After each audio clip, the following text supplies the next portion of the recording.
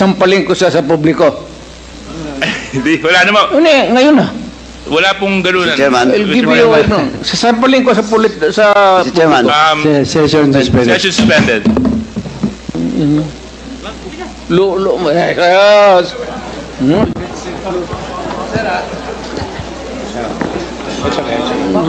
Sabi Will the former president be okay that if we draft the waiver now, that it be signed today instead of tomorrow? Will you be fine with that, Mr. President? anong kapalit, sir? Hindi.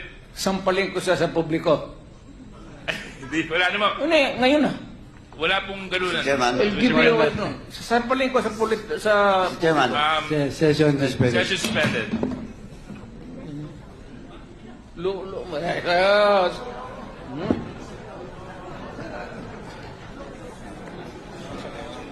Sabi